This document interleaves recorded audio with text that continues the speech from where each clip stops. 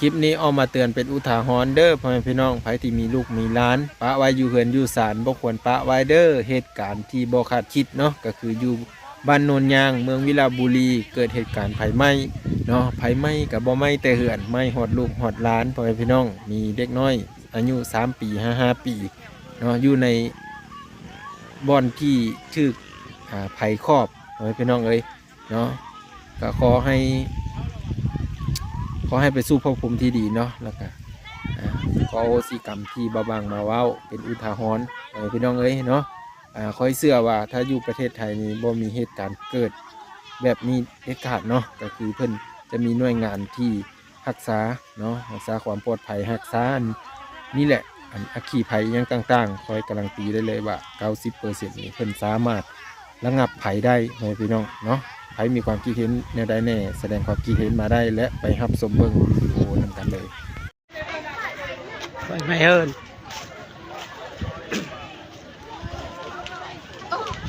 ไฟไม่เฮินโดยทั้งงานดองพร้อมทั้งไฟไม่เฮินพร้อมอยู่บ้านดงย่างเมืองวิลาบุรีเด็กน้อยไปเห็น2 คนเด็กน้อยกะเด็กน้อยไปเห็น2 คนไฟไหม้เฮินทางงานดองลานสาวพุกางานดองลานสาวพุกาแล้วไฟไหม้เฮินคนอื่นเนาะโมแมนไหม้เฮินเด็กน้อยอีก2 คนนี่ไหม้นี่ไฟไหม้เฮินตายแล้วเด็กน้อย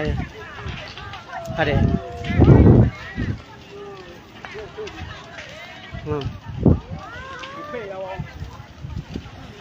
เป็นไหม้เฮิน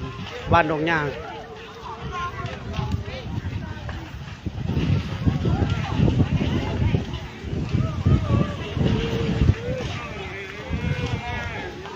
ไฟไม่เฮินบ้านดงย่าง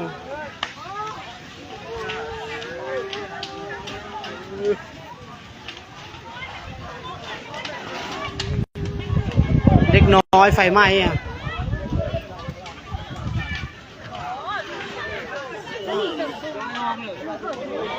น้องด้วยอ่ะทำตายไปไม่ได้ค่ะนี่ดิใจไม่เจ็บใจไม่ได้ใครค่ะนี่ที่ตัวเลยโอ้ยโอ้ผู้เจ้าไม่อยู่นั่นผู้เจ้าไปคนกระดาษปลาตัวนี้อยู่นู่นเขาเลยนี่แล้วมันจะเกิดเป็นน่ะบอกพี่น้อยอยู่ในอู่บ่เนี่ยนอู้เขานอนรับอยู่อู้นอนรับอู่มันผู้ใหญ่ไปเบิดผู้ใหญ่ไปเบิดอ้าวแจงในบ้านเขาเลิกแจงที่แล้วเหรอเด็กน้อยนอนอู่มันผู้ใหญ่ไปป้าเบิดผู้ใหญ่ไปป่าเบิด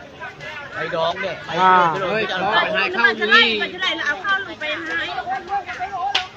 ข้าวแล้วดินบอกจักปีเนี่ยโยมันก็3 ปีคนนี้2 ปี2 ปีปลายคนนี้ท้องแพทย์บอกมาแล้วลูกใบนึงอันนี้ลูกใบนึงโอ้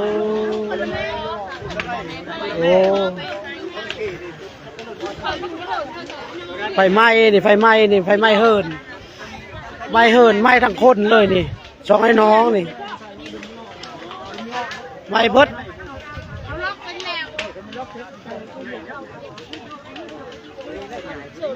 ตัวนี้ลูกอะไรตัวนี้ไฟไหม้ไหม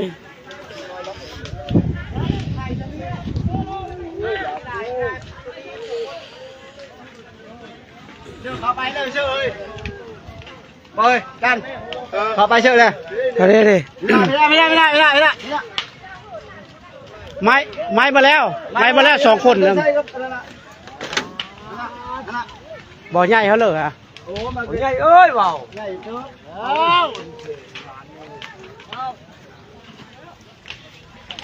ไฟไหม้ทั้งคนพร้อมตัวน้อยตัวใหญ่แล้วปู่จ้ะไหม้คนไฟไหม้พร้อมคนมาชองเลยมาชองเลย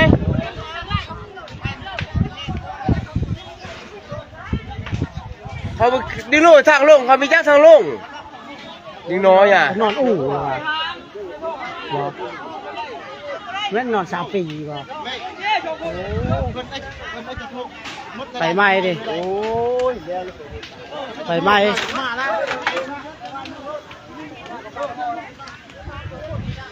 ไฟไหม้เบิดหลังมักใหญ่นี่อยู่บ้านดงย่างนี่คนนี่2 คนไฟไหม้งานดองพร้อมมื้อนี้นะงานดองพร้อมลมก็แห้งแน่ลมก็แห้งแน่คนกับไฟไหม้2 คนเด็กน้อยลงไม่ทันคนเขาออกได้แล้วคนนะแต่ว่าไฟกับไฟไหม้เมื่อแล้วคนนะบ้านดงย่างเมืองเวลาวลีแขวงสวรรณเขตผู้ค้าก็มางานดองหลานสาวงานดองหลานสาวมันอยู่ไกลเนาะคนแล้วอยู่ไกลคนละฝะโหยไฟไหม้เบิดเด็กน้อยก็ตายไป2 คน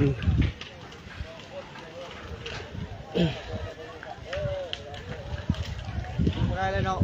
ได้เล็กน้อยก็ตายเลยเอาอะไรเลยดิมึงไปเบิ่งเลยไหมก็เดี๋ยวเอาให้เขาเอาเลย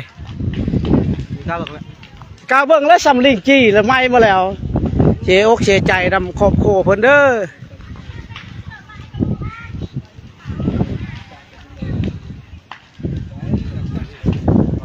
จักเป็นไฟฟ้าเนาะจักเป็นย้อนไฟเฮิร์นยังมีจักเด้อนี่เด้อไฟเขาเปิดตู้นี่ดับไฟกระดับหมดแล้วเด็กน้อยนะเคออกแล้วเดี๋ยวเบิดเฮิร์นหลังบักไง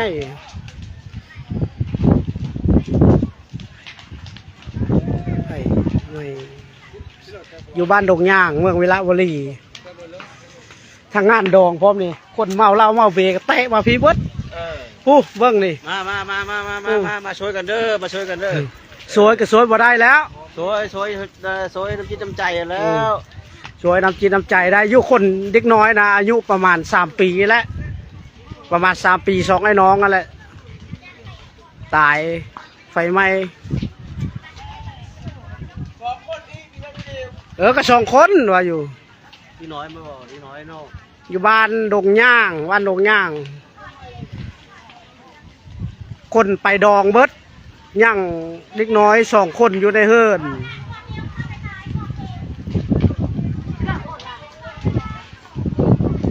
ฮะเด้ตัวก็ไปเบิ้งแล้วพูนาเขาออกแล้ว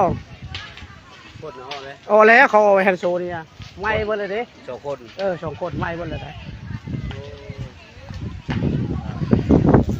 ไหม้เบิดแล้วคนนะใจตนสร้างครอบครัวเพิ่นเด้อเพิ่นกับไฟไหม้เบิดบ่ได้มีหยังเบิดไปงานดองลูกเต้าข้าวสารไฟเบิดบัดนี้ยังเล็กน้อย2 คนไฟก็ไหม้อีกบ้านดงย่างเพิ่นจะฟ้าวโทรเด้อการไล่สดอยู่เด้ออยู่บ้านดงย่างจังน้อยจังโทรจังน้อยจังโทรกายการไล่สดเบิ่งไม้เบิดเด็กน้อยพวกเด็กน้อยกับเจ้าเคออกแล้วเด็กน้อยนะเคออกเบิดแล้วเคออกได้เบิดแล้ว2 คน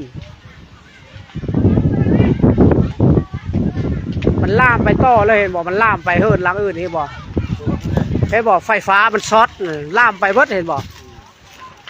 พุ่นงานดองกับปิดงานดองกับเนาะอย่างแม้นประสบการณ์มันช็อตเบิกสายไฟฟ้านั่นเห็นบอกไม่เบิดสายไฟฟ้านะ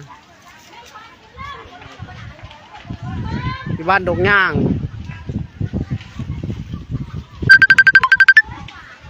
เฮ้ยวันนี้เด็กน้อยเขาก็ก็ไปฟังแล้วเนาะ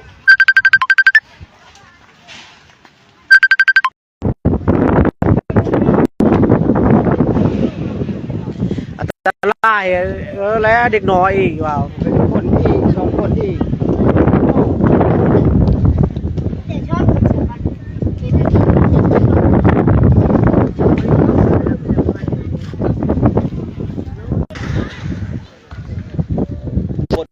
ทำเฮิร์นนี่ใครแน่